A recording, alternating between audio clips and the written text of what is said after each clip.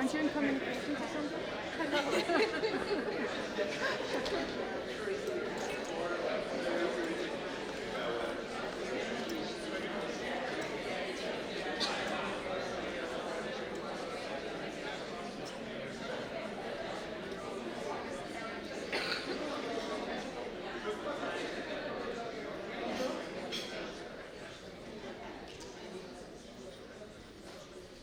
Bon après-midi et merci beaucoup d'être là. Bienvenue à la Galerie d'art d'Ottawa pour l'événement L'avenir des musées avec Jasper Visser. Welcome to the Future of Museums with Jasper Visser. This is in the context of OAG GAO 2036. Thank you for joining us. I would like to begin by saying we are grateful to be able to be here today on the beautiful Anishinaabe-Aki territory. The Anishinaabe have been on this vast territory, known today as the city of Ottawa, since the beginning of time. All sorts of art forms have been and continue to be part of the vibrant and beautiful Anishinaabe culture. Je salue donc la nation Anishinaabe, car nous nous trouvons aujourd'hui sur ces terres non cédées. Le vaste territoire Anishinaabe-Aki qui comprend des régions de l'Ontario et du Québec, et qui fournit à la culture de nombreux matériaux et de nombreuses sources d'inspiration. I would like to also take a moment to thank our funders. Merci à nos bailleurs de fonds, donc la Ville d'Ottawa, le Conseil des arts du Canada et le Conseil des arts de l'Ontario. Je veux juste aussi noter que la présentation va se dérouler en anglais. And now, and I can't believe I have to read this every time, but anyway, Ottawa Art Gallery Director and CEO, Alexandra Balzac, la directrice et chef de la direction.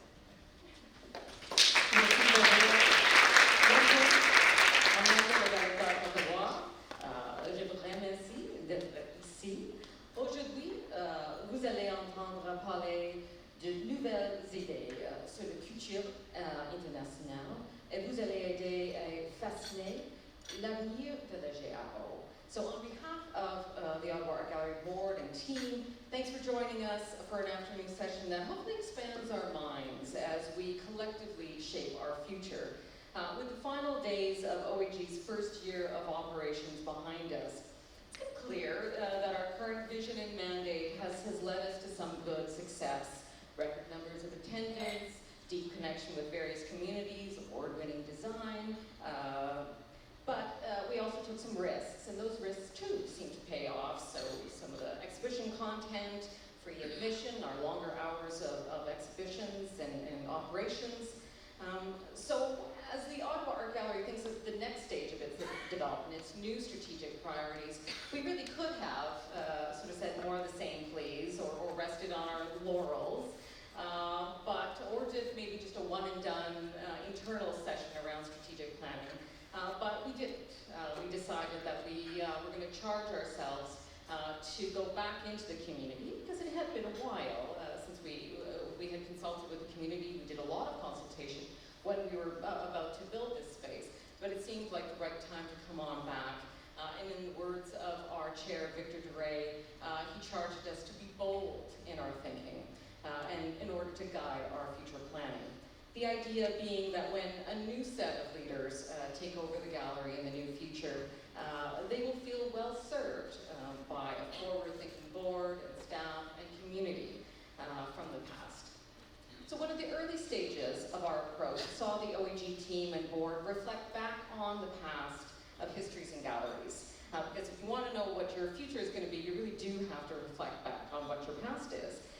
So we assigned personas to various stages of our sector's development, from the birth of museums in the Enlightenment period, where you saw the museum as historical documenter, colonizer, nation builder, to the Industrial Revolution, where the museum boom occurred, and you saw the museum as state educator, as reformer of the masses, to more recent trends in the 20th century that saw the gallery as provocateur or benevolent tastemaker, to now, where I think we're sitting right now, is this idea of museum or gallery as tourist destination, as urban revitalizer. We know that we hold all of those personas in what makes up the DNA of the OAG, and I would suggest many of the cultural institutions And then one can speculate on what those new personas are going to be. Will it be gallery as healer, gallery as sanctuary, gallery as societal mirror? So I think that helped to shape our minds into how we want to think about the future, some of the things that we want to continue and to expand, and other things that we may want to address and perhaps correct. We also use this exercise to reflect on where we want to go next in our planning process. And it just so happened that the City of Ottawa was engaging in its own official city plan process, and they were workshopping that process, and they were engaging with this notion of 2036 as the sort of event horizon by which you could look at societal issues like housing, like demographic changes, transportation, and of course, culture.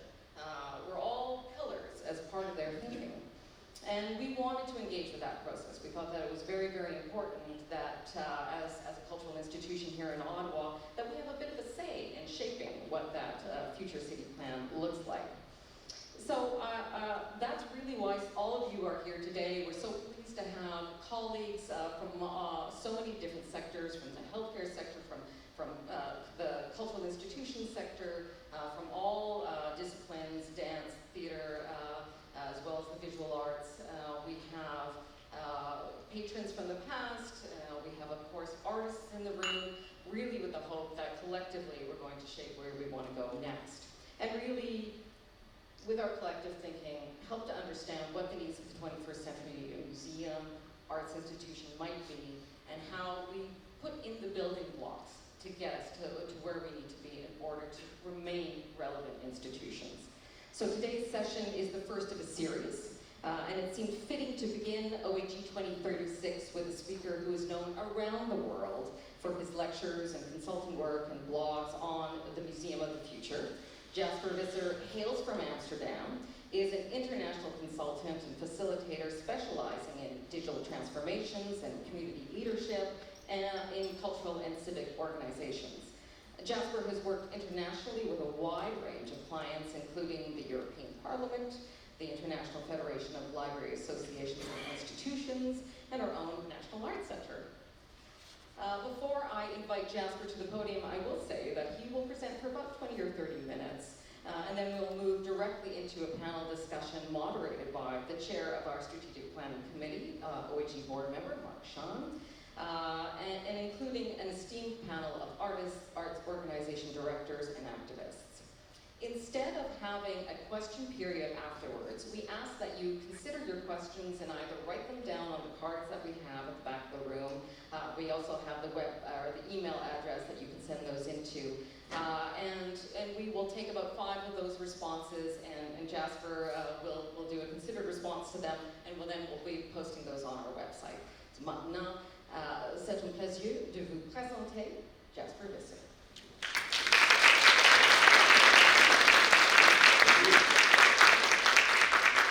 So I've been encouraged to make the transitions as smooth as possible. This is excellent. There's electricity. Great. All right. I see 2 cameras. That means that this is videotaped, and I'm going to ask some questions. Now, if future generations in 2036 look back at this video, at this pivotal moment in the cultural history of Ottawa, of course it's going to be great if they see that I ask a question and there's an immediate response, right? So that they think back of that time when people, were quick-witted and smart and fast, and not all observed in their phones. So that's just the housekeeping. Little housekeeping.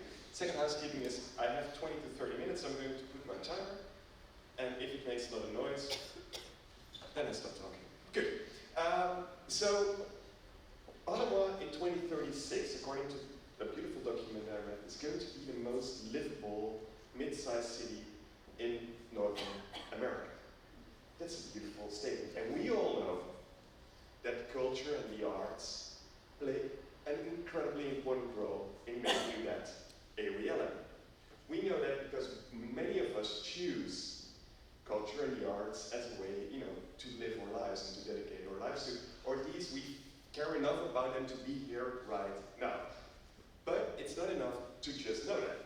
We need to act. We need to behave in a certain way. And what I want to do, what I want want to try and show you is use some international examples of museums and other cultural institutions that contribute to an agenda that leads to being the most livable city in North America. So throughout the presentation, I hope to give some pointers as to the role culture can play to actually fulfill this bold ambition. But before we do that, and because you want to be probably the best cultural city in the world, not just in North America, I wanted to take you to what is currently maybe the most successful museum in the world. I'm going to show it, and I'm going to ask you, which museum is this? Anyone? The Museum of Ice Cream, indeed. Well done. The future generations, like, hey, they really knew it back then. This, of course, is at this moment probably one of the most popular and most successful museums in the world. It was recently valued at over $200 million, which is quite a lot of money for a museum that is dedicated to mostly ice cream themed art and exhibitions. It has a beautiful collection of ice cream. It's interactive. Hey, so it checks, that Thunder's box that says like, let's make it fun, let's make it interactive. But most especially what it does is, anyone recognize these people? They're millennials. They reach out to this fantastic group of people, these sort of like unicorns of cultural audiences that never show up. But they come to the Museum of Ice Cream and they behave the way they should behave. They're taking selfies, they're tweeting, they're posting. This museum does it all great. They're so popular that if you go to Instagram, if I go to my Instagram, it probably says something about the algorithm and